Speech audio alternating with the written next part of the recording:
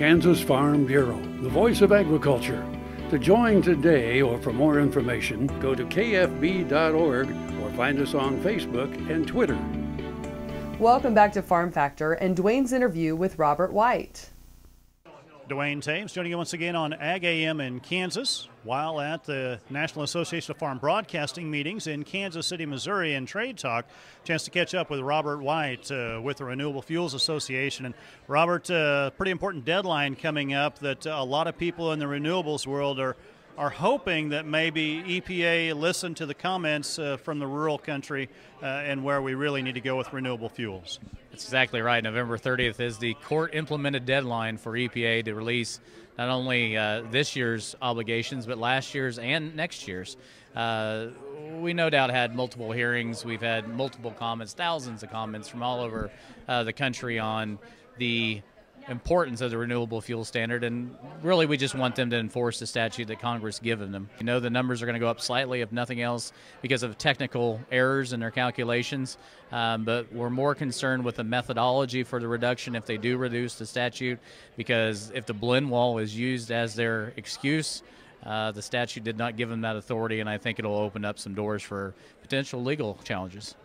You referenced that blend wall. We think about the vast majority of the fuels in the country, gasoline anyway, carrying 10% ethanol in that, but some exciting opportunities to improve that usage that have come as of late as well.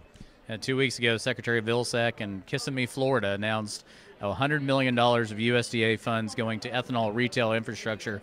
That's matched with $110 million in private investment. So $210 million worth of ethanol infrastructure will be in place by the end of 2016. Again, referring back to EPA, if the blend wall excuse is used, that blend wall is going to move significantly next year, and hopefully 2017 can be put on much more aligned with the statute as it was originally written. Combating as well one of the arguments from the oil companies that we don't have the infrastructure in place to push this any farther in terms of the ability at the pump for the consumer to take care of that.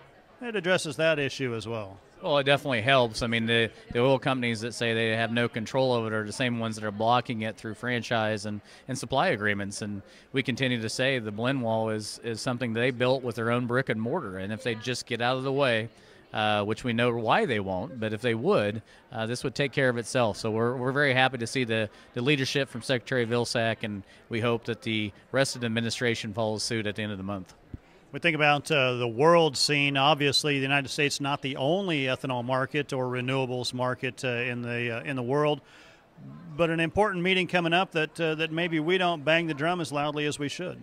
Well, no doubt the first week of December, the Paris talks on climate change are taking place, and multiple countries, in fact, President Obama, Secretary Kerry will be headed to Paris the same day as the RVO numbers come out for the RFS later this month.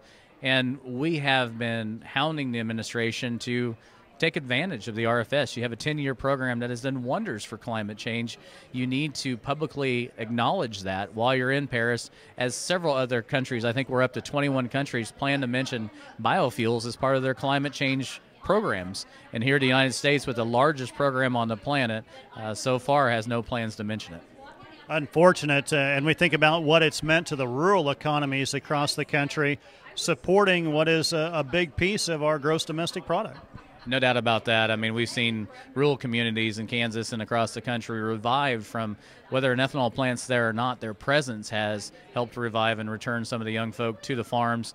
And unfortunately, we're back into a situation where we have corn price below production cost in many areas. And we'd like to do our part in the ethanol industry and grind more corn, but it's up to EPA and exports and some other factors to allow us to do that. Well, our thanks to Robert White, Renewable Fuels Association, joining us in Kansas City. Jamie, we'll send it back to you in studio. Thanks again for joining us at the National Association of Farm Broadcasting meetings in Kansas City. I'm your host, Jamie Bloom, and I hope you enjoyed today's show. See you next week on Farm Factor. We're here every Tuesday on Ag AM in Kansas.